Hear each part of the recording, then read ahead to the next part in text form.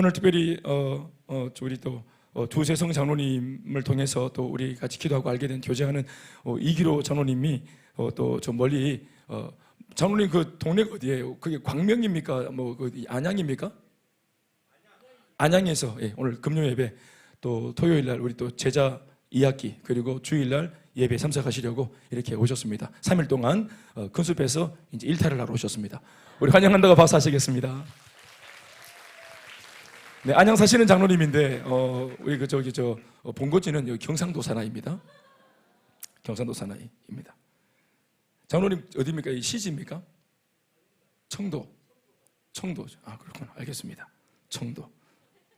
청도입니다.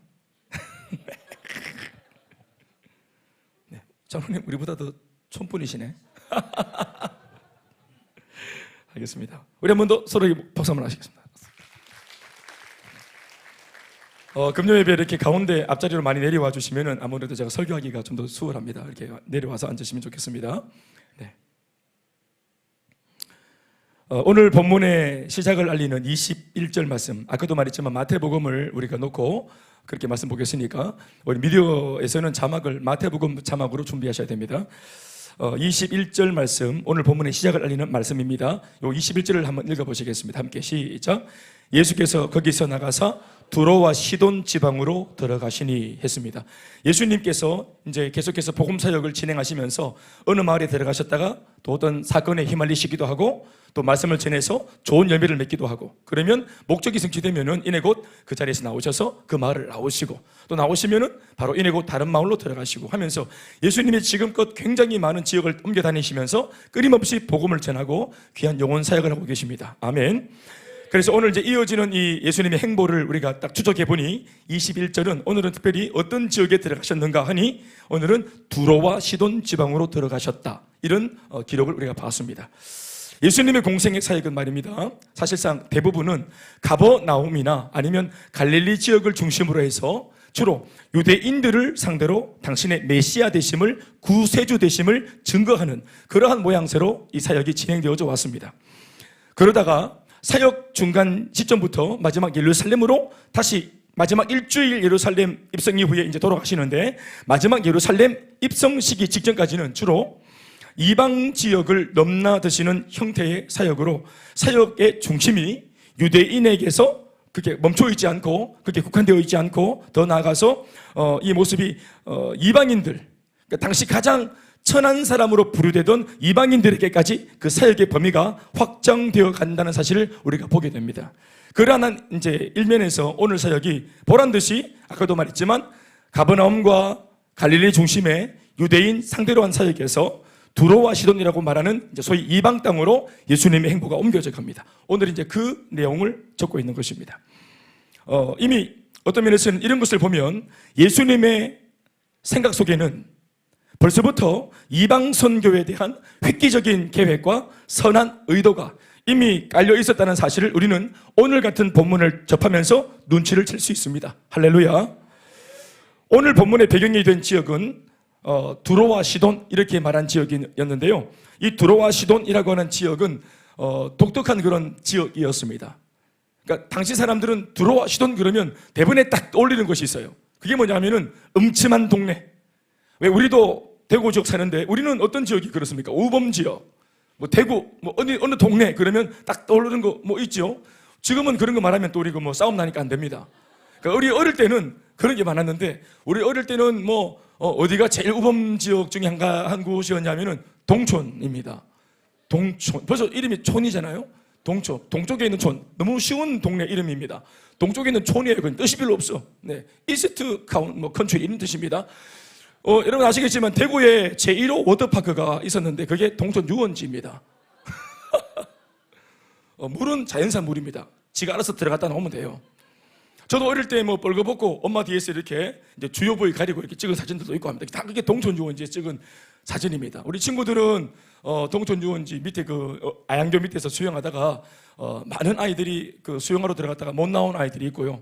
지금도 못 나온 아이들이 있고, 그래서 머시가 놀자 그러면 옆에 있는 할매가 가 죽었잖아 이렇게 얘기합니다. 그래서 뭐 쉽게 빠져 죽기도 하고 떠내려가기도 하고 이렇게 되기도 합니다. 실제로 많이 죽었습니다. 떠내려가고. 저도 2번이나 떠내려갔다가 이렇게 이제 하나님이 모세처럼 건져주셔서 농담 아니고 두 번이나 떠내려갔어요. 떠내려가지고 이렇게 이래가지고 떠내려가면서 떠내려가는데 아이들이 아무도 안 구해주고 보고 있는 거 내가 서로 눈을 마주치면서 두고 보자 하고 이제 이렇게 하루로 떠내려갔다가 다리가 땅에 안 돼 있는데 떠내려갔는데 어느 날 저 밑에 갔는데 갑자기 요 퇴적 그러니까 요 이제 침전물들이 쌓여 있는 그 자갈밭에 제가 딱 도착해서 발을 딱 자갈이 딱 그리고 딱 치고 나와가지고 제가 분명히 제가 기억하는데 수영을 못할 때니까 떠내려가서 딱 땅을 짚고는 제가 어떻게 나왔냐면은 제가 거의 무리를 걸었습니다.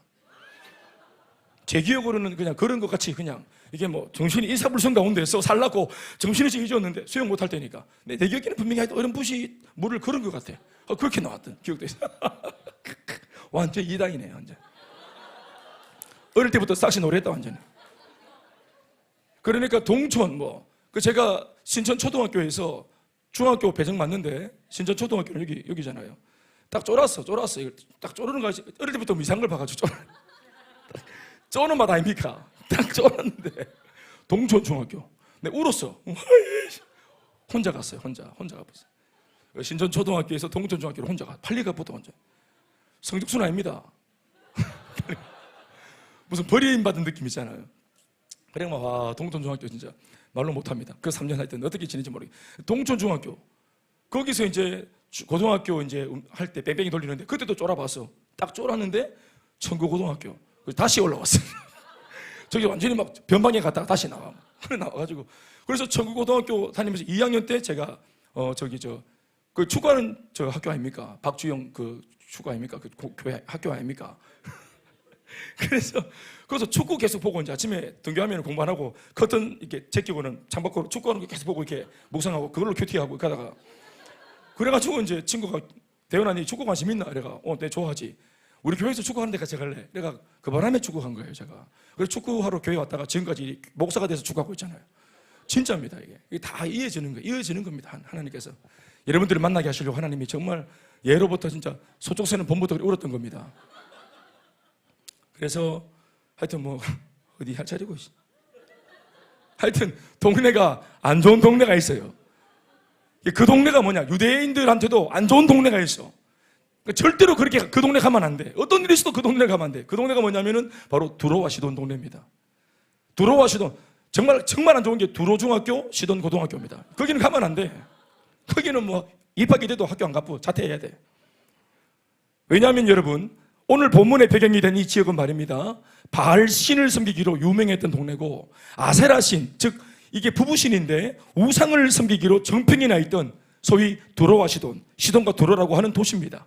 실제로는 이 두 도시는 40km가 떨어져 있는 제법 거리가 꽤나 가깝지 않은 꽤나 먼 그런 환경 속에 있었던 두 도시였음에도 이 두 도시가 함께 추구하고 있었던 정서적인 측면과 또 영적인 측면의 입장이 같다는 이유 때문에 마치 하나의 도시처럼 인식이 되었습니다. 그래서 두로 따로 시돈 따로 안 그러고 영적인 분위기가 같아. 그래서 두로와 시돈과 두로 이 도시는 두 개를 같이 부릅니다. 그런데 이 두 도시가 하나가 되어 추구하던 그 정신이라고 하는 것은 다른 것이 아니라 하나님을 그렇게 부인할 수가 없어. 그러니까 하나님을 죽으라고 안 믿는 거예요. 바로 옆에 동네까지 하나님을 믿고 이래도 이 동네 두로와 시돈은 절대로 하나님을 허용하지 않아. 절대로 안 믿는 도시. 그러니까 우상을 섬기기로 역사와 전통을 자랑하는 뼛속 깊은 곳에 그 우상이 자리 잡고 있는 그런 마을입니다. 바알신을 살아있는 하나님으로 믿고 추종하는 그런 정신이 함께 공유되었던 두로와 시돈의 도시입니다. 구약시대 이스라엘 중에서 북이스라엘의 수많은 역대 왕 중에 가장 악명이 높았던 영적으로 아주 악하고 그리고 독하고 무지해서 하나님의 마음을 제일 아프게 했던 아주 몹쓸 왕이 하나 있었는데 그게 누군 줄 아세요? 알면서 대답 안 하시는 거죠? 누굽니까? 아합 왕입니다. 아합 왕. 이 아합도 굉장히 나쁜 왕이었지만 질이 안 좋은 왕이었지만 더 나쁜 사람 하나가 있었어요. 그 왕과 결혼해서 왕후가 되었던 이세벨이라고 하는 여자입니다. 그녀는 당시 우상의 도시라고 정평이 나 있던 시돈 왕의 딸, 시돈의 공주였는데요. 북이스라엘 왕인 이 아합과 이제 결혼할 때 가지고 왔던 혼수가 바로 뭐였냐면은 바로 바알신이었을 정도로 바알신 우상과 심지어 우상 그 자체 상징하는 그 우상 덩어리 이 동상 정도가 아니라 바알을 믿는 이 정신, 그리고 자기가 시집 올 때 이 여자가 어떻게 하냐면 전략적으로 선교사로 온 겁니다. 선교사의 정신으로 북이스라엘에 의도적으로 접근해서 결혼을 했어요. 그러니까 왕을 포섭하면, 왕을 이게 이단으로 사로잡으면 이 민족 전체가 하나님을 버리고 우상을 섬기는, 바알을 섬기는 바알의 나라가 될 수 있다 하고, 이게 역선교죠. 그러니까 좋지 못한 잘못된 비진리의 선교사로 이세벨이 온 겁니다. 엄청난 여자입니다. 이 여자는 거의 마귀의 시녀라고 할 수 있는 인물이에요. 마귀의 시녀입니다. 아합 왕은 이세벨의 농간에 놀아나게 되었고, 하나님을 믿는 하나님 유일신 사상, 유일신 신앙을 자신이 직접 왕으로서 무너뜨려 버립니다. 그리고 하나님의 백성 이스라엘로 하여금 바알신을 적극적으로 바알신만 섬기도록, 그만 예배하도록 법을 제정했습니다. 그리고 이것을 반대하며 바른말 했던 주의 종들, 소위 말하면 지금의 목회자들, 그 당시의 선지자들, 제사장들, 이런 양심이 있었던 사람들은 전부 다 도륙하고 살해해서 죽여버렸습니다. 이런 끔찍한 만행과 학살을 저지르는 엄청난 죄인, 그가 바로 아합. 그리고 아합을 부추겼던 시돈 출신의 바로 이세벨. 오늘 예수님께서 들어서고 계신 이 시돈과 두로 지역은 무려 이런 어마어마한 흑역사를 그 배경으로 가지고 있었던 어둠의 도시였습니다. 영적으로 아주 참혹한 도시였어요. 어쩌면 이 도시의 배경이 이런 초라한 모습이었기 때문에 더더욱 예수님께서는 의도를 가지고 이 지역을 오늘에서야 방문하고 계신지 모르겠습니다. 아니요, 추측이 아니라 틀림없이 예수님이라면 이 흑암의 도시, 이 영적으로 침체된 도시마저도 살리기 위해서 의도적으로 찾아가셨다고 믿습니다. 어쩌면 설교 초입 부분에서 언급했던 예수님의 행보와 또 그 지역의 설명만 들어보더라도 지금 현재 우리 교회가 행복모임을 여는 입장에서 행복모임을 통해 우리들이 살리고 복음을 전하여 회복시켜야 될 사람들이 자그마치 어디에 있는 영혼까지 우리가 찾아가서 살려야 되는가 하는 것에 있어서 우리에게 도전을 주고 울림을 주는 대목입니다.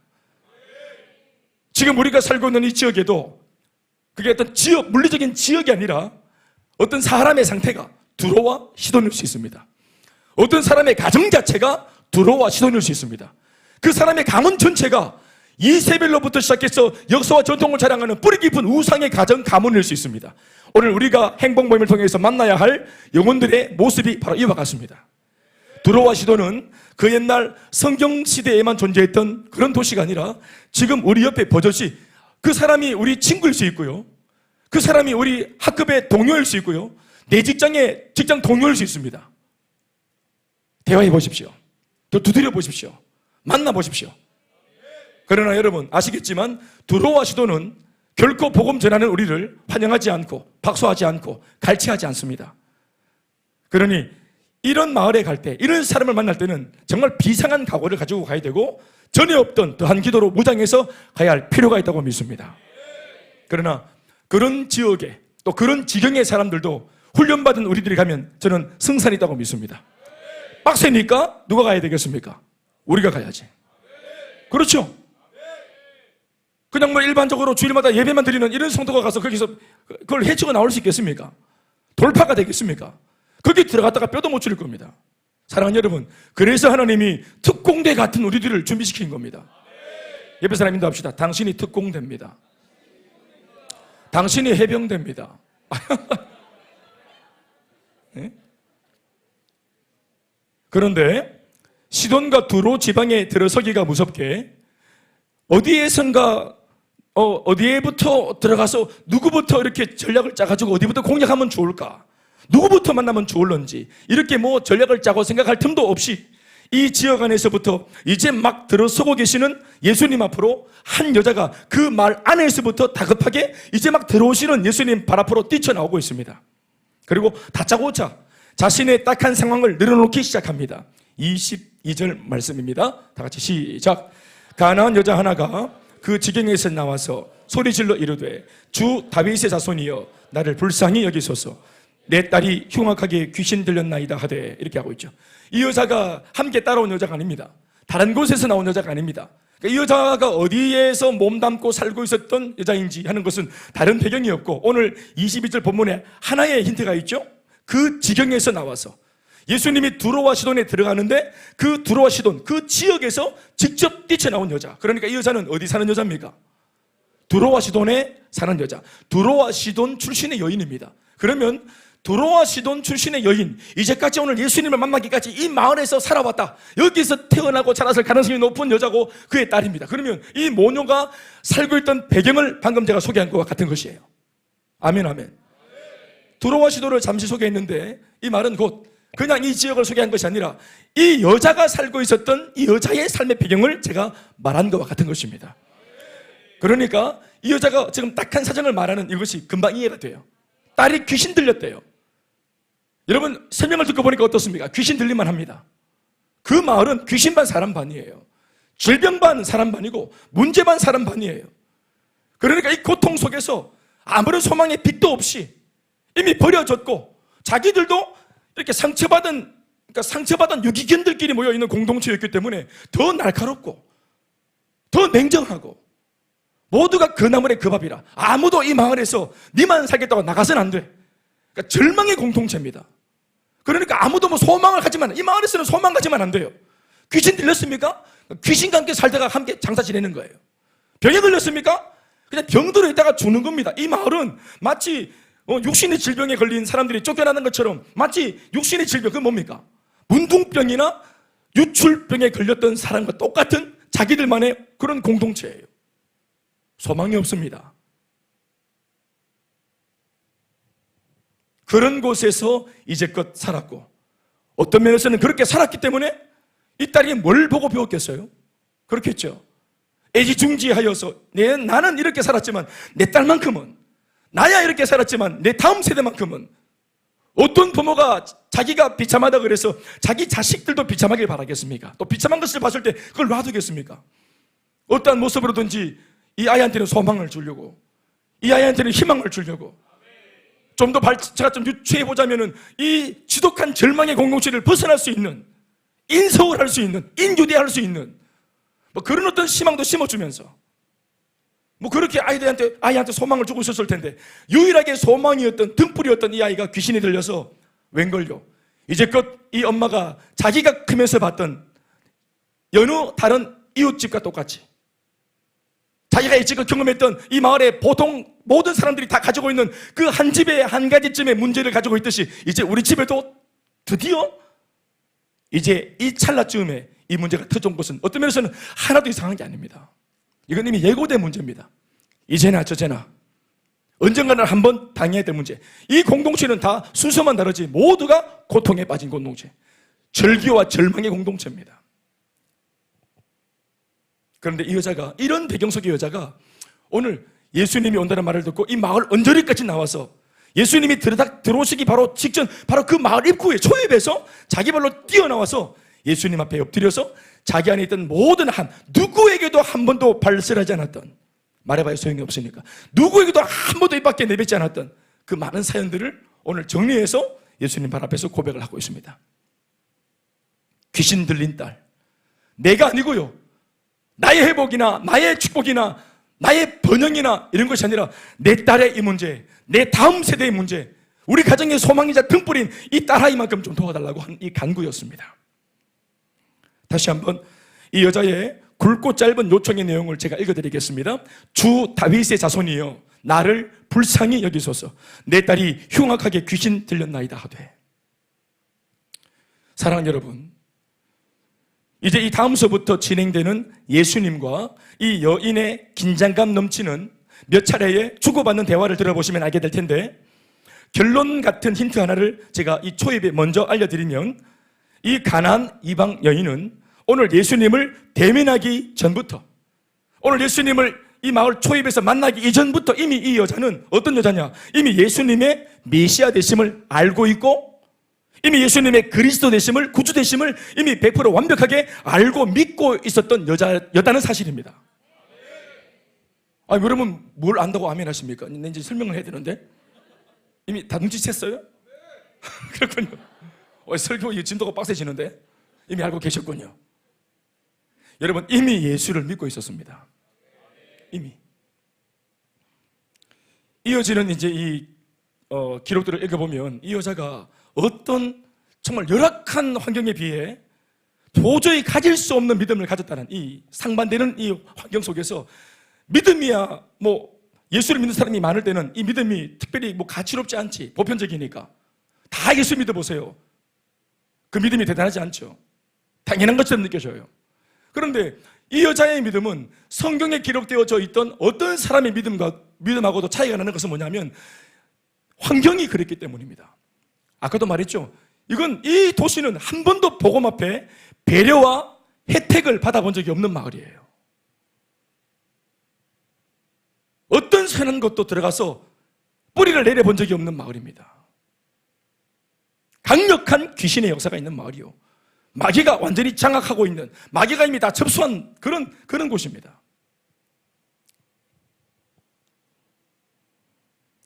이것을 인식하고 나서 다시 이 여인의 첫 고백을 들어보면 이 짧고 굵은 예수님 앞에서의 요청은 자신의 처지가 너무 다급한 나머지 생각 없이 꽁 잡는 게 매라고 뭐라도 잡을 요량으로 아무렇게나 종교적 미사오그를 조합해서 짓거리는 중언부언의 요청이 아니라 자그마치 예수님을 진정한 구원자로 믿고 있는 그 믿음에서부터 터져나온 제대로 된 기도라는 사실을 깨닫게 될 것입니다.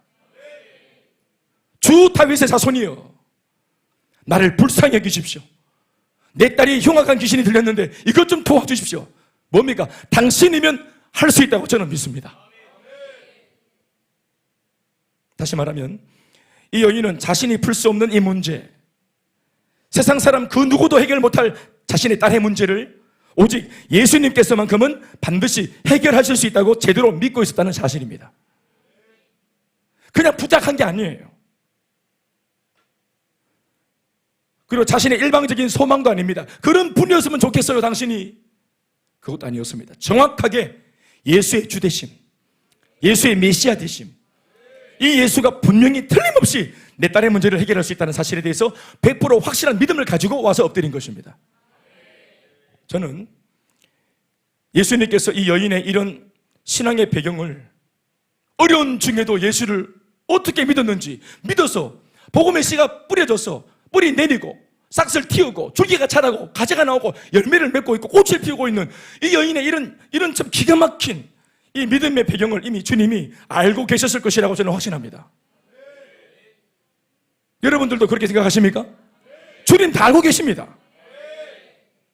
예수님이신데요, 이런 아름다운 미담을 절대 모르실 리가 없죠. 어떤 면에서는 내가 니를 만나러 안 왔나? 내 이미 알고 있었다. 두로와 시돈에서 내가 네 하나의 믿음을 내가 봤다. 하나의 믿음. 모든 것이 다 불꽃이 나무인데 하나의 등불이 반짝거리는데 그게 네 믿음이었구나. 내가 너를 만나러 왔다. 그래, 보자, 딸아. 네 소원이 뭐냐? 딸이냐? 내 금만 할게 해줄게. 이것만 아니라 내가 네게 필요한 모든 것을 채워주마. 네 믿음이 정말 정과 같은 믿음이다. 대단한 믿음이다. 이런 불모지 환경에서 어떻게 나를 믿고 대단하다. 옆에 있는 베드로, 야고보 이것들은 제자들이 이 많은 것들은 내가 지금 계속 데리고 다니는데도 못 믿고 있는데 너는 그냥 쪼가리 복음 듣고도 믿고, 이야, 대단하다, 대단해. 이렇게 미담 소개하고 다니면서 간영시키고 베드로 시기 질투 충만해지고 이렇게 할 수 있는 거 아니겠어요?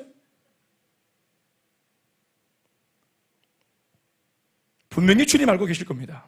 그런데 말입니다, 저 자신의 이런 확신을 흔드는 그런 이야기들이 그 다음 바로 다음 이어지는 말씀부터 나와요. 저 자신과 여러분들의 생각과 추측을 보란듯이 의심스럽게 만드는 예수님의 이상한 행동과 희한한 태도를 그 다음 구절은 이렇게 기록을 하고 있습니다. 23절 말씀, 예수는, 다 같이 읽어볼까? 시작. 예수는 한 말씀도 대답하지 아니하시니. 보십시오. 예수님은 한 말씀도 대답하지 않았다. 이건 사실 성경 이 저자가 굉장히 고상하게 표현한 겁니다만은 쉽게 말하면 예수님이 침묵했다 이런 뜻입니다. 대꾸를 안 했다 이런 뜻입니다. 마치 대꾸할 가치가 없는 상대인 것처럼, 그 상대를 무시한 것처럼 예수님이 그 여자의 간절한 요청을 무시했다라는 표현을 이렇게 적은 것입니다. 예수는 한 말씀도 대답하지 아니하시니 이렇게 적었다. 여러분, 예수님께서 이 여인에 대해 이런 정도의 반응을 보이시자 그 옆에서 예수님의 의중을 마치 눈치라도 챈 듯이 눈치가 빠른 제자 중에 일부는 아예 벌써부터 그 여인을 예수님으로부터 떼어놓으려고 행동을 합니다. 좋은 애일까요? 이어지는 말씀 보십시오. 제자들이 와서 청하여 말하되 그 여자가 우리 뒤에서 소리를 지르오니 귀찮은데 그를 보내소서. 내 보낼까요? 허락하소서. 이런 뜻입니다. 예수님이 그렇게 하시니까, 예수님이 이 여자를 그렇게 대우하시니까 옆에 있는 사람들도 이 여자의 믿음이 가짜구나, 저거. 우리 예수님이 저걸 간파하셨구나. 저 뻥치는 그거 쇼하는 믿음이구나. 예수님의 판단을 보면서 옆에 있는 사람들도 이 여자를 우롱하잖아요. 예수님의 침묵은 그런 효과를 발생시킨 겁니다. 예수님이 무시하면서 옆에 있는 사람들도 이 여자를 무시하게 된 거예요. 굉장히 좋지 못한 상황입니다. 특별히 이 여자가 제법 따내는 용기를 낸 것에 비하면 너무나 수치스러운 장면입니다. 게다가 지금 막 자기 앞에는 귀신 들려가지고 막 거품을 물고 있는 어린아이가 이거 천덕꾸러기 같은 아이가 이렇게 지금 널브러져 있습니다. 얼마나 기가 막힌 입장 속에 이 여자가 당황하며 있었겠단 말입니다. 자신의 귀신 들린 딸을 고쳐달라고 하는 이 여인의 간청과 기도가 자그마치 믿음을 배경으로 한 확신에 찬 기도였음을 다 알고 계시면서도 예수님께서 보이셨던 첫 번째 대답은 침묵이셨습니다. 침묵도 대답이에요. 그러니까 침묵으로 대답을 하신 겁니다. 마치 아무것도 모르시는 것처럼 말이죠. 다 아시면서도 모르는 것처럼. 이 침묵은 그녀의 믿음과 확신을 향한 무시와 외면과 같은 느낌으로 그 여자한테 작용했을 것이 틀림없습니다. 무시당한 느낌, 외면당한 느낌, 박탈감. 사랑하는 여러분, 이런 장면은 믿음과 확신이랍시고 지금 현재 신앙생활을 하고 있는 저와 여러분, 우리 자신들한테도 동일한 통증과 동일한 무한함을 일으킬 만한 말씀이 아닐 수 없습니다. 우리도 그런 느낌 받을 때가 있죠. 내 딸애는 진짜 오랜만에 제대로 믿어보겠다고 막 작심을 하고 양육도 한번 받아보겠다고 작심을 하고 내가 막 진짜 이번에 진짜 내가 한번 먹고 해보고 한번 해보겠다고 내가 이렇게 했으면 내가 오랜만에 어려운 중에도 주님 다 하시지 내 어려운 중에 바쁘고 힘든 중에 내 한번 그냥 진짜 그래도 양육 받아보겠다고 내 이렇게 지금 내가 먼저 나섰으면은 주님도 알아서 내가 한 만큼 반응을 하셔야지. 응?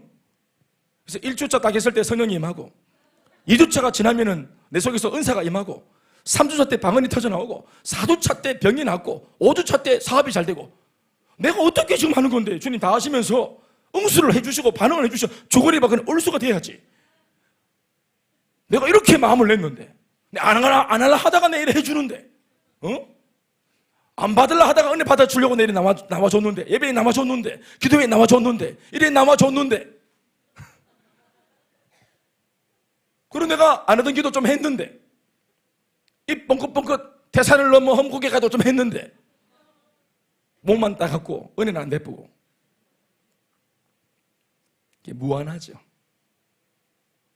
그 마음이 진심이었기 때문에 이런 반응은 더 상처가 되는 거예요. 내가 진짜 진심일수록. 심지어 예수님께서 나를 외면하고 박대하시니 주변 사람들도 내 믿음, 내 신앙을 조롱하고 무시하는 듯한 상황이 만들어지니 이런 환경을 만드신 예수님이 너무 야속하고 그리고 속상하기도 하죠. 그때 잠깐의 침묵을 깨고 예수님의 음성이 들려옵니다. 그럼 그렇죠. 침묵하실 분이겠습니까? 들려옵니다. 24절 말씀을 읽습니다. 시작. 예수께서 다 같이 시작. 예수께서 대답하여 이르시되 나는 이스라엘 집의 어린 양 외에는 다른 데로 보내심을 받지 아니하였노라 하시니 차라리 말하지 말지. 침묵도 놀랐는데 두 번째 대답은 더 충격을 줬습니다. 나는 이스라엘 집에 잃어버린 양 외에는 다른 데로 보내심을 받지 않았다. 네가 그렇게 고백을 했는가 와 같이 난 다윗의 자손이다. 여러분, 다윗의 자손이란 말은 하나의 암고입니다. 그 당시 이스라엘에서는 다윗의 자손, 사실은 이방인들이 쓸 말은 아닙니다. 유대인들 사이에서 메시아는 뭘로 통했냐 하면은 다시 오실 다윗의 자손입니다. 그러니까 메시아는 어떤 모습으로 올 거냐? 개선 장군과 같이 그 당시 다윗 시대에 다윗이 모든 이방인들을 다 주변 국가를 정리하고 태평성국을 만들었잖아요. 아멘 아멘. 그것처럼 다윗같이 용맹한 칼을 뽑아들고 골리앗의 목을 베고 모든 적들을 물리치고 우리에게 진정한 평화와 번영과 행복을 약속할 수 있는 그런 개선 장군의 모습으로 오실 거다. 그러면서 자기들은 다윗의 자손 그러면 이것 자체가 이미 내가 당신을 메시아로 생각한다 이런 뜻입니다. 그러니까 다윗의 자손이 이 말은 뭐냐 하면 이게 유대인들만 말하는 신앙 고백입니다. 아멘이십니까? 그런데 오늘 이 여자가 처음에 뭐라고 말했습니까? 주 다윗의 자손이요 이렇게 말했단 말입니다. 이 여자가 다윗의 자손입니까? 유대인입니까? 아닙니다. 그러니까 너의 나라의 그 신앙 고백을, 공동체 고백을 말하고 있는 거예요. 자기 고백이 아닙니다. 설령 예수님이 진짜로 메시아가 맞다 해도 그게 무슨 말이에요? 이 메시아는, 이 구세주는 나의 구세주가 아니라 유대인들을 구원하러 오신 유대인의 구원자의 말입니다. 무슨 말인지 알겠습니까? 주님의 관점으로 말하면 주님의 관심이 유대인을 향한 관심이지 이방인인 나를 향한 관심이 그분은 없으십니다. 그분은 이스라엘의 하나님이시고 유대인의 하나님이시기 때문에, 다윗의 자손이기 때문에 시돈과 두로는 관심이 없어. 이스라엘의 하나님은 말입니다. 그게 당시 사람들의 통념이었고 그들만의 종교적인 이념이었습니다.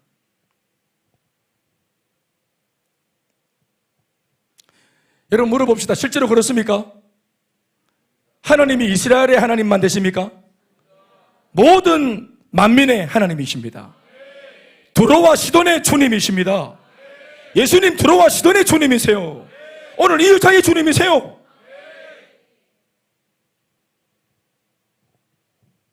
이때만 해도 그러나 예수님만 이런 대혁명가도 같은 복음안에서의 개념을 가지셨지 유대인들도 몰랐고 이방인들도 몰랐어요. 메시아 개념이. 설령 이방인으로서 메시아의 정체를 알았다고 하기로서니 나의 메시아가 아니에요. 주님 말씀이 그것입니다. 24절 말씀에 그겁니다. 나는 이스라엘의 집에 잃어버린 양을 찾으러 왔다. 나는 이스라엘의 하나님이다. 나는 이스라엘의 구주다. 너 집이 어디라 그랬지? 침묵 뒤로 들려온 두 번째 주님의 답변은 한마디로 No. 내 딸을 고쳐주소서. No. 요즘 우리 아이들이 쓰는 말로 No입니다. 강경한 거절이죠. 분명히 예수님의 표현은 고상한 표현이었지만 그 고상한 표현 속 메시지는 단 한마디로 너는 아니야 하는 거절이었습니다. 네가 왜? 네가 아니야. 이 말을 풀면 이겁니다. 네 말대로 나는 구원자다. 네 말대로 나는 메시아가 맞다. 이런 사실을 이 동네 출신인 너 같은 여인이 알고 있고 믿고 있으면 분명 놀라운 사건이다. 그러나 나는 네가 아는 바와 같이 이스라엘의 구원자이며 유대인의 메시아이지 너 같은 이방 여인의 구원자가 아니다. 너는 내 관심이 아니다. 이렇게 말씀하신 거예요. 이게 침묵 뒤에 주님이 보여주신 말씀이란 말입니다. 어느 부분에서 아멘을 해야 될지 모르겠어요. 어떤 면에서 보자면 모진 거절보다 더 상처가 되고 더 큰 모멸감이 느껴지는 거절이 바로 이런 고상한 거절인 것 같습니다. 거절당하고 난 뒤에 화가 나야 되는데 화가 안 나. 고상하게 거절했기 때문에. 화는 안 나는데 따지지는 못하겠는데 고상하게 거절, 예의를 갖추어서 거절했기 때문에 분명히 화가 나는데 화가 나야 되는데 화가 안 나. 기분이 나빠야 되는데 당장에는 기분이 안 나빠. 집에 가면서 막 기억이 나면서 후폭풍으로 마음이 상하는 이런 고상한 거절들이 있어요. 보사님이 뭐 해보자 그러면은 아니 됩니다 이러면 제가 막 뭐라 캤노 이렇게 하면서 싸우기라도 할 텐데 고상하게 거절하시고 고상하게 불순종하는 분들이 계십니다. 제 짧은 목회 경험으로 12년 했는데 그런 분들이 제일 황당하고 이걸 어떻게 풀어가야 될지 길을 찾지가 못하겠다. 고상한 거절. 실제로 예수님은 맞습니다. 제 표현대로 고상하게 거절을 했습니다. 굉장히 단호한데 표현을 고상하게 더 이상 질문 더 이상 못하게 더 이상 바늘도 안 들어오게 딱 거절을 했어요.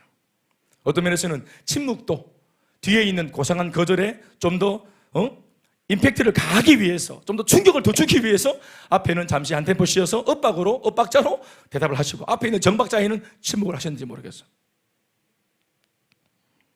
그런데 이 별로 기분이 좋지 않게 느껴지는 이 수상한 그리고 비참한 침묵과 거절에도 아랑곳하지 않고 이 여인은 매우 단순하고도 간결한 기도를 예수님께 올리는데 그것은 다른 것이 아니라 따라합시다. 도와주십시오. 따라합시다. 주여 저를 도우소서. Lord help me 했습니다. 전지전능하시고 역사를 조관하시고 살아계시고 또 할렐루야 주무시지 아니하시고 낮에는 해 밤에 달 해치 못하게 상치 못하게 그늘이 되시고 불기둥 구름기둥 이런 거 없고 그냥 help me 이렇게 했습니다. help me.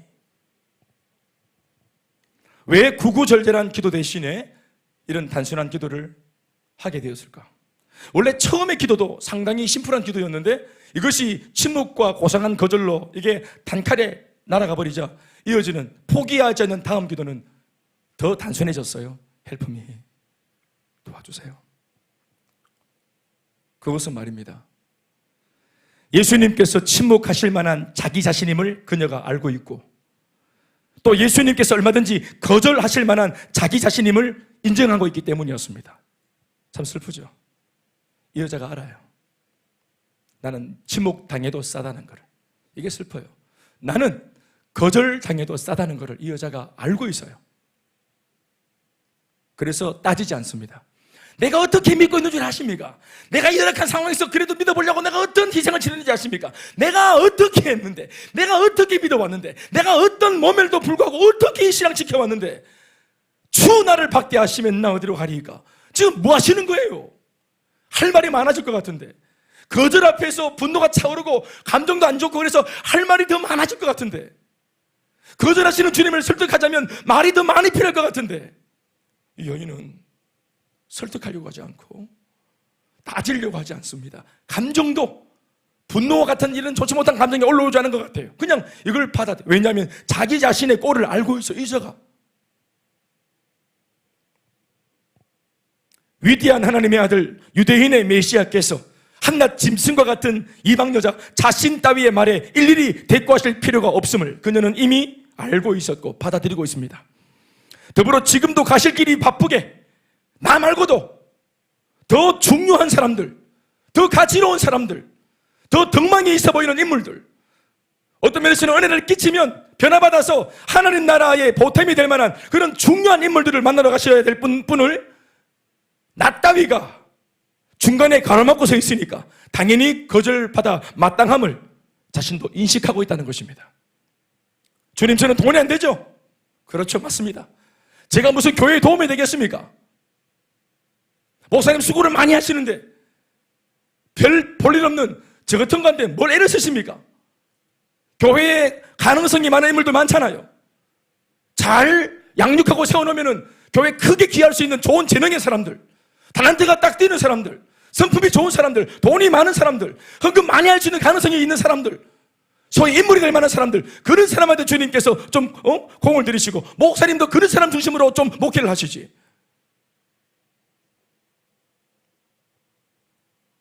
그러나 단 한 가지, 지금 그녀 자신이 걸음에도 불구하고 예수님 앞에 간절히 구하는 도움 한 가지는 자기 자신이 아니라 자신의 딸이 예수님이 아니고서는 더 이상 아무런 희망이 없기 때문에 그 자리를 박차고 일어날 수가 없는 거예요. 침묵에도 불구하고 거절에도 불구하고, 그러니 침묵도 좋고 거절도 이해하니 부디 아무것도 모르는 내 아이의 영적인 문제 하나만큼은, 이 아이의 인생만큼은 주님 도와주십시오. 그 간청을 올리고 있는 것입니다. 침묵에도 거절, 그리고 그 뒤에도 결과론적으로 그녀의 주님을 향한 믿음과 확신은 조금 더 꺾이지 않았다는 사실을 우리는 주목해야 됩니다. 진정한 신앙은 말입니다, 간절했던 바람과 간절했던 기도가 거절된 그 다음에 보여주는 그 성도의 태도입니다. 지금 우리 예장합동 전도로 일어난 크게 부흥한 교회가 있죠. 저기 안산에 가면은 안산 동산교회라고 있습니다. 그 교회에서 이제 청년부 사역을 하고 또 부목사로 지금 사역을 하고 있는, 몇 년째 사역을 하고 있는 청년부 때 제가 가르쳤던 아이가 하나 있습니다. 지금은 이제 훌륭한 목사가 되어 계시죠. 이름은 장명성 목사입니다. 장명성 목사는 자신의 그 대학부 시절을 저와 같이 보냈습니다. 제가 양육 훈련을 하는 이 두날개 훈련을 통해서 그대로 양육 훈련을 하는 이 내용들을 제법 한 2년, 3년을 받았습니다. 뭐 지금과 그때와 다를 바가 없습니다. 뭐 제가 좀 더 젊었다는 것 말고는. 그때 양육은 좀 시간이 길었고, 그리고 마이크를 제가 쓰지 않았다는 거. 그래서 앉지도 않고 일어나서 맨 목소리로 한번 하면 6시간씩. 똑같은 반을 A, B, C, D, E, A, B, C, D, E, F 6반.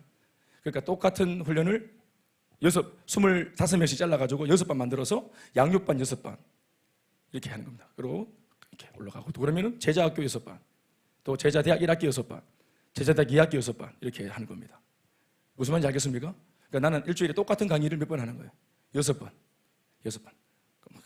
한 번은 그러니까 주일 밤에도 양육이 있는데 예배가 다 끝나고 6시부터 11시 반까지 쇠가 빠지게 가르쳤어요. 그랬더니 한 놈이 나가면서 하는 말이, 목사님 지가 한번 살아봐라 캐라. 그래서 내가 그 말을 들었어요. 그래서 이리 와라. 그래 이리 와봐라. 아직 소화가 안 됐네. 앉아봐라 해가지고 새벽 5시까지 11시 반부터 새벽 5시 반까지 1대1로 양육을 다시 했습니다. 새벽 5시 더 이상 못했던 이유는 5시에 이제 새벽 기도가 있어가지고 내가 하다가 지금 시간이 새벽 기도 간다. 갔다 올게 있어봐라 했더니 갔다 왔는데 토꼈어요. 그래 이제 딱 그때는 뭐 앉아도 뭐 그냥 뭐 그럴 때니까 딱 우리 자극하면은 바로 또 우리 도발합니다. 바로 그래가 뭐 모른다 인상 소극하면은 니 잘 모르겠나 하면은 잘 알고 있습니다 하면서 그럴 때입니다. 이 친구가 제가 청년부 때 또 내가 준하교 사역하면서 어떻게 했는지 쭉 말하고, 또 내가 신대원 준비를 어떻게 했는지, 뭐 사역을 한다고 제가 이제 뭐 좀 공부를 좀 많이 못했지만 또 열심히 기도하고 성경 많이 읽고 이래가 또 하나님 은혜로 제가 잘 합격이 됐는데, 이 친구가 이제 자기도 한번 뭐 그렇게 해보겠다고 이제 내가 그렇게 하지 말고 공부하라 그랬어요. 근데 제가 자기도 그렇게 할 거라고, 사역 다 하고 자기도 한번 하나님께 열매 맺어보겠다고 그래서 아니 내 공부하라 그랬어요. 근데 자기는 또 주님 목사님 닮아가겠다. 그거는 아무나 닮는 게 아닌데 하면서 내가 그 이제 신대원 시험이 다가오는 거예요. 이 친구가 목회자 부름 받다가 신대원 총신에 시험 치는데 이제 일주일 남겨놓고 내가 물었습니다. 명성아 괜찮나 하니까 저 두렵지 않습니다. 괜찮습니다. 공부는 많이 했나? 안 했지만 괜찮습니다. 믿음으로 하는 거 아닙니까? 그래. 네 믿음이 참 훌륭하다. 그래 하루 전날 물었어요. 내일 이제 올라가는데 명성아 괜찮나? 괜찮습니다 목사님 기도해 주십시오. 저 괜찮습니다. 괜찮대요. 올라갔어. 시험 치고 면접하고 한 3일 뒤에 내려왔는데 물었어요. 기분 어때? 괜찮나? 괜찮습니다. 그래서 합격 여부는 언제 나오노? 이제 뭐 한 며칠 뒤에 나옵니다. 마음 지금 어떠노? 괜찮습니다. 그래서 그 주일날 나왔다. 그런데 그 3일 뒤인가 결과가 나왔어. 내가 전화를 했어요. 결과 나왔나? 하니까 예 목사님 어떻게 됐노? 하니까 목소리가 딱 자신감이 있더라고. 어떻게 됐노? 떨어졌습니다. 그래 괜찮나? 괜찮습니다. 그래. 그리고 이제 금요일인가 토요일날 나왔고 그 다음 주일날 나타나더라고. 그다가 예배 시간에 계속 예의주시했어. 그러니까 그냥 셀리더고 뭐 또 이러니까 앞으로 간사를 세우려고 준비하고 있었는데 괜찮더라고. 근데 그 다음 주 또 예배 끝나고 명성이 괜찮나? 괜찮습니다. 그러더라고. 목사님 자꾸 물어보지 마십시오. 괜찮습니다. 그래 그렇지. 다음 주 주일날 딱 봤어요. 그래 나 또 열심히 막 하더라고. 그래 이번 주일 다음 주일 야 이게 불합격인데도 저렇게 충만하구나. 정말 감사하다 그래. 더 좋은 내일이 있으십다 하고 내가 그래 힘내라 명성아. 예 목사님 괜찮습니다. 그 다음 주 주일부터 안 보이는 거예요. 안 보여. 그래 어디 갔노? 다 모르는 거야. 그리고 뭐 바쁜 일이 있겠지. 또 내가 못 받는가 보다 해서 그 다음 주 주일이 됐어요. 안비. 2주째 안 보입니다. 3주째 안 보여. 그 내가 아무리 전화고 해도 전화 자체를 안 받아요. 그래서 4주째 될 때 주일날 제가 본당에서 예배를 드리고, 그 당시 이제 그 교회가 이제 본관하고 식당이 떨어져 있는데 본관에서 예배 드리고 이제 마당을 지나서 식당에 이제 가는데, 예배를 마치면 이 마당에 주차장에 청년들 애들이 막 쫙 나와 있습니다. 자기들끼리 막 서가지고 335 서로 막 거기서 막 수다 떨고 얘기하고 뭐 이렇게 한다. 그 사이를 내가 이제 막 지나가는데 안녕 이렇게 지나가는데 내가 귀가 뭘 들었어. 귀를 뭘 들었냐면은 어떤 여자애가 전화 받는데 명성이 오빠 이게 내가 지나가다가 명성이 오빠를 딱 들었어. 명성이 오빠. 옆에 딱 가서 이제 여자애가 눈이 커져졌길래 내가 조용히 하고 계속 하라고. 그러니까 명성이 오빠 저거 그러더라고. 그래 내가 전화기 달라고 그래. 전화기 딱 들고 그래가지고 그래 쫑알쫑알 명성인 거예요. 명성이 쫑알쫑알 그러더라고. 그래 내가 걸어가면서 장명성이 그러니까 예? 목사님인데 니 어디고? 하니까 가만히 있더라고. 명성아, 전화기 끊지 마라. 내 너희 집 알잖아, 그죠? 전화기 끊지 마라. 일단은 끊지, 진정하고 전화기 끊지 마라. 자, 그리고 목사님 뭐 아무 감정 없다. 궁금해서 그러니까 그건 괜찮으니까 니 지금 어디고? 하니까 무슨 저 지금 뭐 저기 저 범어내거리 옆에 그 건너편에 그 궁전 매션 옆에 그 뭐 횡단보도에 서 있다 하더라. 그게 뭐 테일러 안경점 그 앞에 서 있다. 그래서 계속 걸어가면서 걸어가가지고 내가 딱 횡단보도에 서 있어. 그래, 명성아 고개를 들고 날 봐라 하니까 옆에 5놈이 있었는데 날 딱 보더니 5명, 4명이 확 흩어져서 딱 골목으로 딱 사라지고 없어. 얘는 막 전화기 들고 어떡하나 볼 뻔. 명성아 진정해라. 가만히 서 있어라. 가만히 아무 일도 일어나지. 가만히 서 있어라. 그러니까 가만히 있어. 바람을 딱 바뀌었어. 그래서 내가 바로 전화기 딱 끊고 뛰어갔어. 얼마나 무서웠겠어. 우르르 뛰어가니까. 그러니까 내가 딱 바로 앞에 딱 서가지고 명성아 괜찮나? 하니까 안 괜찮습니다. 내가 보니 너는 이번 시험이 떨어졌어야만 됐다. 불합격 이후에 보이는 네 행동이, 네 태도가 그게 네 신앙이다. 너 불합격하고 난 뒤에 이번 제법 흉내내면서 괜찮다 했지만 실제로 네 신앙의 오늘 모습은 이것이 네 현주소였다. 안 괜찮잖아. 그렇지? 안 괜찮습니다. 부끄럽기도 하고 화도 나고 하나님께 원망도 되고 속상하다. 그렇지. 이게 왜 그럼에도 불구하고 어떤 결과임에도 불구하고 왜 감사가 안 됐을까? 이게 네 진면목이기 때문에 그렇다. 하나님께서 그래서 이걸 보라고 어떤 면에서는 한번 떨어뜨리는 것 같다. 네가 만약 이 낙방 이후에도 감사가 일어났고 진짜로 그것이 네 신앙이었으면 참 좋았겠는데 아마 이게 네 진면목이란 걸 주님 보여주신 것 같다. 만약 네 진면목은 이 모양인데 만약 이것이 합격이 되었으면 너는 할렐루야 아멘 하면서 마치 신앙이 있는 것처럼 영광을 돌리고 안 그랬겠나? 그런데 실패가 딱 나오니까 우리가 이렇게 무너지지 않는가? 말과 신앙의 현주소는 다른 거다. 그래서 내가 불안자라. 그래서 그 우리 길거리, 길바닥에, 보도블 길바닥에, 주일 오후에 길바닥에 무릎 꿇고, 둘이 무릎 꿇고, 같이 껴안고, 주야! 하고 막 기도해. 길바닥에서. 그 앞에 그 저기 뭐야, 그 저기 저 엔젤 이너스가 뭐 그 있었는데 막 커피 들고 나오다가 엄마야! 주야! 하면서 주야! 이게 인간입니까? 주야! 하고 막 주님 참되게 해주세요. 진실되게 해주세요. 하고 막 기도해. 엄청나게 울고 길바닥에서. 그리고 회개하고. 그래서 한 해 잘 공부해서 종신 들어가서 또 3년 졸업해서 나름대로 또 이렇게 또 스카우트 되고 좋은 교회 가서 또 큰 교회에서 나름대로 의미 있게 또 사역도 하고 뭐 그렇게 생각하고 지금도 잘하고 있는데 전화서 하는 말은 목사님께 배웠던 두 날개 사역으로 제가 하고 있습니다. 두 날개 이름만 빼고 두 날개로 하고 있습니다. 인정받고 있습니다. 여기서 먹힙니다. 잘 됩니다. 목사님. 안산에 먹힙니다. 안산 동산교회에 먹힙니다. 그래서 그 친구가 저를 추천해서 제가 올 봄에 안산 동산교회 가서 코로나 중에도 전도한 우리 교회 사례를 제가 발표했습니다. 아멘 아멘. 하나님께 영광입니다. 사랑하는 여러분, 우리 어떻습니까? 우리가 행복하고 등 따시고 배부를 때는 할렐루야 아멘이 되지요. 어떤 면에서 예수님의 이 의도를 모르겠습니까? 침묵의 거절, 그리고 고상한 거절, 연이어지는 있는 거절들, 이런 거절을 통해서 하나님께서 계속 우리에게 뭐를 말씀하시는 것일까요? 심지어 여러분 이것도 끝이 아닙니다. 이제 다음 구절을 읽어보면 한 차례에 더 거절이 나와요. 그 거절은 뭐냐면 이른바 단호한 거절입니다. 침묵의 거절, 따라합시다. 침묵의 거절, 또 고상한 거절, 단호한 거절. 그러니까 계속해서 예수님은 거절로 일관하시는데 상처가 될 만한, 낙심이 될 만한, 심지어 예수님한테 자그마치 예수님께 당하는 거절임에도 불구하고 이 여인이 보이는, 거기 응수하는 반응을 보시면 굉장합니다. 이걸 바둑으로 제가 생각하면은, 주거니 예수님이 탁, 이 여자가 탁, 예수님이 공격으로 탁, 이 여자가 수비로 탁, 예수님이 세 번째 공격으로 응수하고 이 여자가 네 번째 방어 및 공격으로 응수해서 세 판 만에 이걸 판 3번 딱 놓으면서 돌을 3번 딱 놓고 판을 뒤집은 겁니다. 결과가 어떤 줄 아십니까? 예수님께서 인정해 줍니다. 여러분 이 여자 대단한 여자입니다. 완전. 이어지는 단호한 거절 한번 읽어보시겠습니까? 말씀이 어떻게 나오죠? 저 뒤에 나오죠. 36절 말씀 다시 읽겠습니다. 시작. 26절 말씀 대답하여 이르시되 시작. 대답하여 이르시되 자녀의 떡을 취하여 개들에게 던짐이 마땅하지 아니하니라. 그냥 말씀하시면 되지 이런 이상한 비유를 쓸 게 뭐가 있겠어요? 여러분 자녀의 떡을, 자녀와 떡 그리고 개, 이런 얘기를 들으면 어떤 마음이 들겠습니까? 나는 떡을 주러 온 메시아라는 거예요. 쉽게 말하면 나는 떡을 주러 왔다는 거예요. 나는 메시아로서 소망 없는 내 유대인, 내 백성들을 위해서 나는 떡을 주러 왔다는 겁니다. 여러분, 이 떡은 진짜로 우리가 먹는 가래떡, 인절미 이런 걸 말하는 것입니까? 아닌 줄 아시죠? 예수님이 말씀하시는 떡은 뭡니까?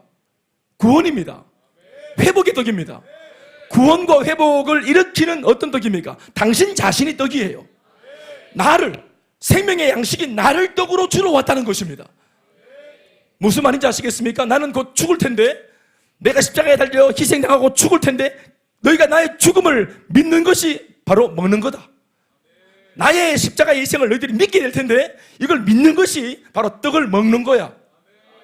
무슨 말입니까? 나는 이스라엘 백성들을 위해서 나는 십자가에 죽을 거야. 이 말입니다. 사실은 그렇게 표현한 거예요.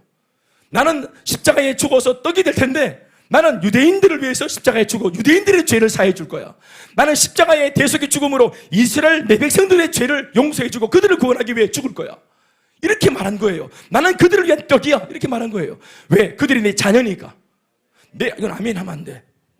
내 자녀. 나는 떡. 그래서 자녀한테 떡을 주는 것이 마땅하지, 내가 떡을 걔한테 주러 왔나, 내가 이리로 왔나, 내가 걔한테 주러 왔나. 여러분, 그냥 이방인한테 주러 왔나 이렇게 말해도 돼요. 걔 이런 말까지 들어야 되겠습니까? 두 번이나 거절당했는데 세 번째 거절 걔 소리까지 들어야 되겠습니까? 여러분, 이 걔라는 말이 이게 코드입니다. 코드. 이게 암호입니다. 당시의 유대인들은, 예수님도 유대인이죠. 유대인들은 이방인들 전체를 놓고 싸잡아서 다 개와 돼지, 개돼지 취급을 했어요. 실제로 이름을 부르지 않아요. 사람 취급을 하지 않습니다. 말로 그렇게 얘기합니다. 개라고 돼지라고 표현을 합니다. 그러니까 예수님이 유대인으로서 메시아가 아니라 이 대사는 유대인 남자로서 이방인 여자한테 던지는 이게 언어 폭행인 거예요. 팩트 폭행인 거예요. 이 여자도 자기가 그런 입장인 거 알아요. 그런데 굳이 개라고 말해야 되겠습니까? 개라고 표현할 때 진짜 개는 속상합니다. 이 여자는 자기가 개인 거 알아요. 근데 자기가 개라 할 때 개는 속상해요. 우리가 정말로 무식한데 무식하다고 하면은 들켰으므로 힘듭니다. 네가 모르는 나는 저 박사, 석사, 나는 학위가 있어. 아무도 내가 말 안 했지만 사실 나는 그런 사람이야. 이게 딱 속에 뭔가 있는 사람은 누가 모르고 바보야 이렇게 말해도, 이 무식한 놈 이리 말해도 웃어 넘깁니다. 바보가 아니니까, 무식하지 않으니까. 네가 몰라서 그렇지. 그런데 아무것도 없는데 무식한 놈 하면은 무식이 들키고, 무식한테 죽어볼래 오늘 한번. 무식하게 한번 당하게 볼래 오늘 한테. 진짜 무식한 거 한번 볼래, 진상을 한번 몰라가나. 이래 된다 이 말입니다. 여러분, 이 여자는 진짜로 개와 같은 존재로 취급받던 여자가 맞습니다. 근데 예수님이 개라고 말한 겁니다.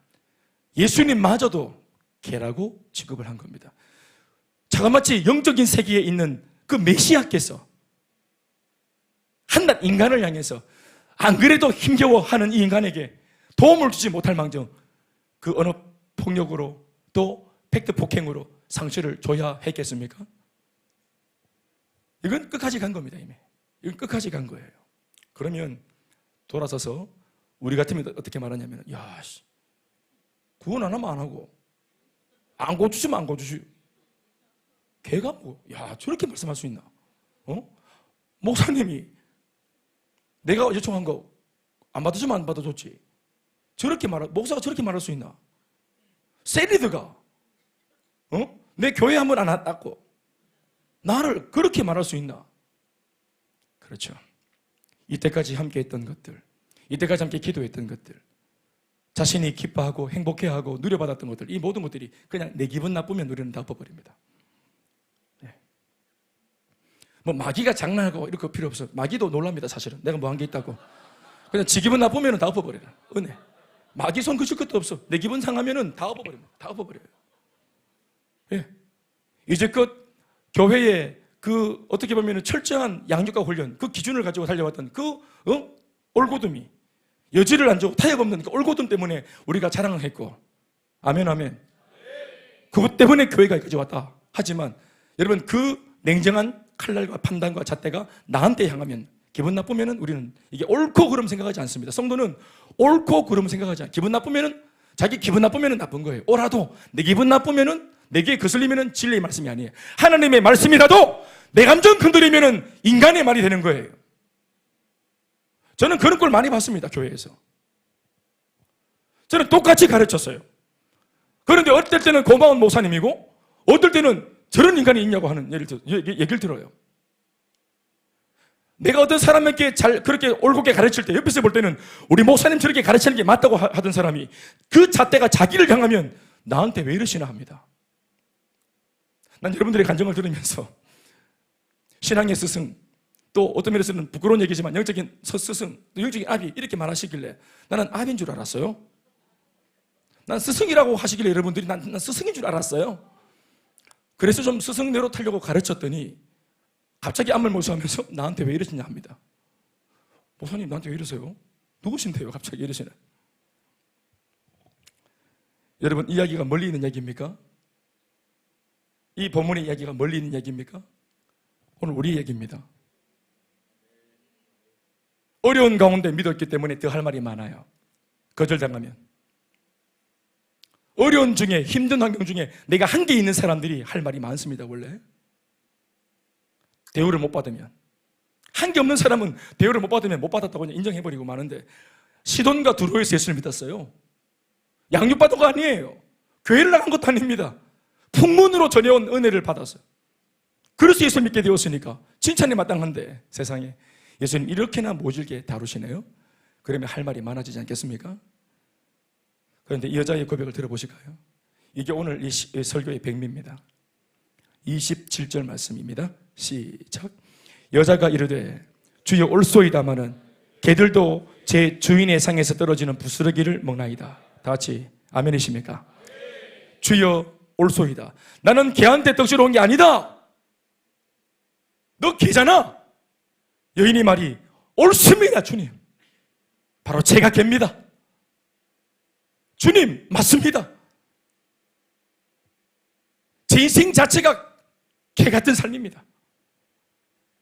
나 쪼다처럼 살았습니다. 이제껏 아무것도 기대하는 것이 없이 그냥 정말 짐승처럼 살았습니다. 주님의 말씀이 옳습니다. 그러나 주님, 지금 제가 주님께 간구하는 내 딸의 병을 낫는 거, 내 딸의 인생의 문제가 낫는 거, 육신의 질병이 낫는 거, 주님, 이거 떡 아니잖아요. 주님은 이것보다 더 할 수 있잖아요. 죽은 생명 살릴 수 있고, 홍해를 가르칠 수 있고, 요단을 말릴 수 있고, 골리앗의 목을 칠 수 있는 분이시고, 한 말씀으로 빛을 있게 하시며 천하를 호령하는 그런 떡을 부리시는 분이잖아요.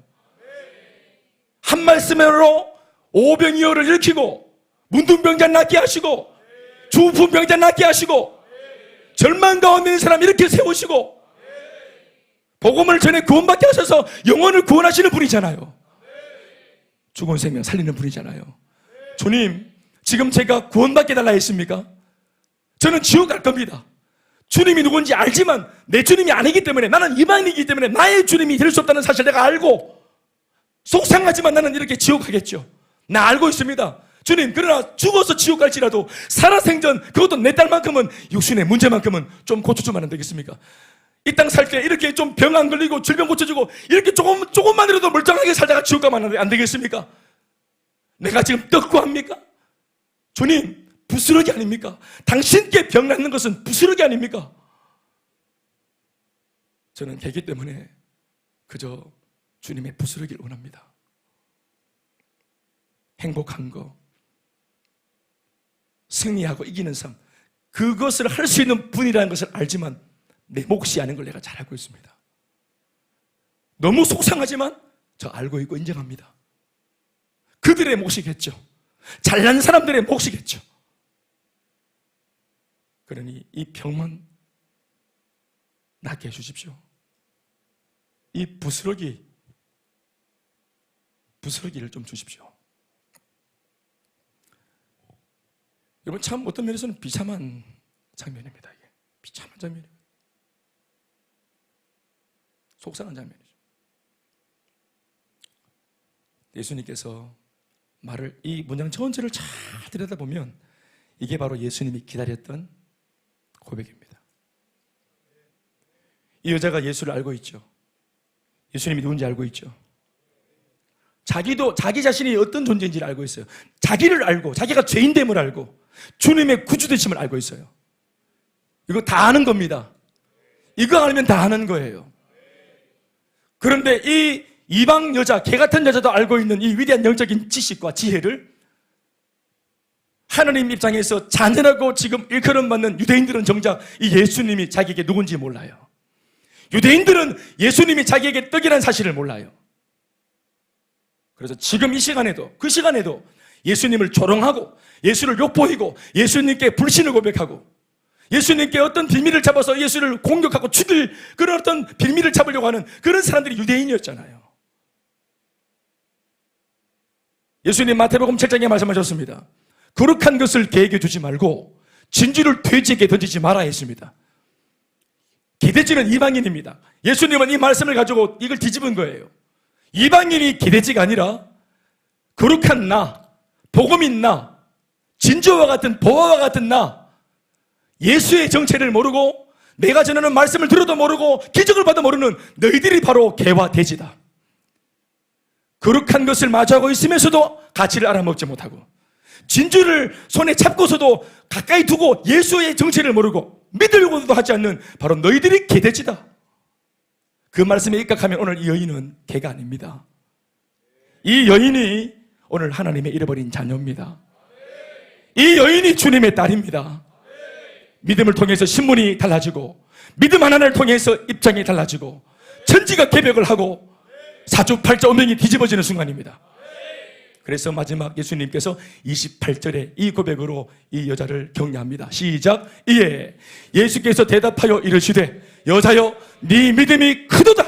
네 소원대로 되리라 하시니 그때로부터 그의 딸이 나으니라. 여러분 딸만 낳았겠습니까? 구원도 받았습니다. 영적인 자녀가 되었습니다. 운명이 달라졌습니다. 인생이 달라졌습니다.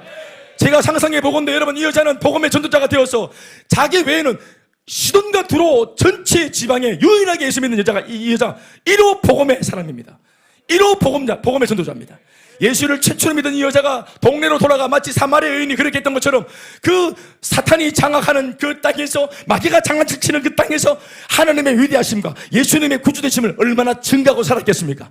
그 증거로 자신을 보였을 것이고 그 증거로 병든 자신의 딸이 나은 것을 보였을 것입니다. 이러한 역전되는 삶이 오늘 우리 교회의 삶이 되고 여러분들의 삶이 되었으면 좋겠습니다. 여러분 예수 안에서 사주팔자 운명이 바뀔 수 있습니다. 안 된다 못한다 할 수 없다 뒤집어질 수 있습니다. 그 은혜가 충만하기를 주의 이름으로 축원합니다. 축원합니다. 박수하시겠습니다.